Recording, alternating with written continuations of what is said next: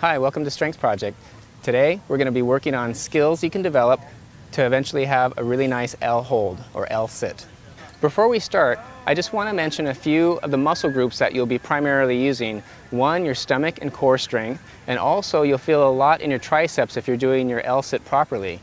Another muscle group that you'll end up working are your shoulders, your deltoid muscles. So real quickly, I'm going to show you a few exercises that you can do, but any exercises that you do that are going to strengthen your stomach, back, triceps, and shoulders are going to be very helpful. First, we'll do some dips. Dips are going to help strengthen your triceps and your shoulders. And the tuck-ups help strengthen your core.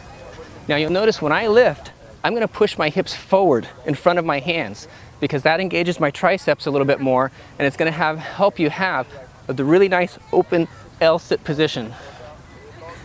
Next, I'm going to do the push-up, and notice for this push-up, I'm moving my hands towards the back, more towards my hips, because as I do this, that's going to help engage my deltoids, my shoulders a little bit more than having them out here, and that's going to also help for holding the L sit. So we looked at some basic exercises that are going to help your L sit, and those are pretty common. So what I want to do is cut to the chase and give you some exercises that you may not have thought about that will directly help. This one can be done on the flat. It doesn't have to be on a parallel bar, but one of the things that this does, it allows you to get up into an L position without having to get your legs all the way straight. So you're starting to develop the type of support that you're going to need. And simply just pushing up like this, and again, pushing your hips forward would be more advanced so that your hips become in line with your hands. In the beginning, it might be back here. That's fine because you're really just having to teach your body what muscles to engage. As it gets stronger, you can start to push your hips more forward, keeping the legs nice and level if you can, okay? The other thing you can do with this exercise is by pushing up. We call these side to sides, where you push up and just move your body from side to side. So that's a good start for trying to learn your L. Now there's one other exercise that's really important, and we call these scoots, and we're going to demonstrate them for you on the flat ground. This next exercise is what we call a scoot, because you're literally going to scoot forward. Now the important things to look for as I'm doing this is I'm going to keep my elbows locked out and straight. I'm going to tuck my hips under and engage my core and lift my body forward, okay? The other thing that I want you to notice is that I'm keeping my feet together and knees together, and I'm going to start off by really just using muscle contraction and not try to hop this along. So this would be my starting position, and I place my hands, I lift, trying to keep my elbows nice and straight. I lift my hips forward.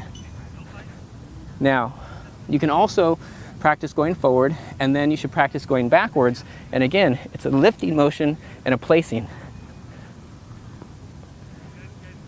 If this is really tough to do, you can engage your legs a little bit to help move this forward, but just keep the arms as straight as possible, and if you need to rest just like this with the feet off the ground and the knees up, because this is going to keep your body engaged. So even though your arms and you're at somewhat rest, it's much different than putting your feet on the ground. So pick a distance you can cover, practice scooting forward, rest if you need to, and then keep moving, and then work your way backwards.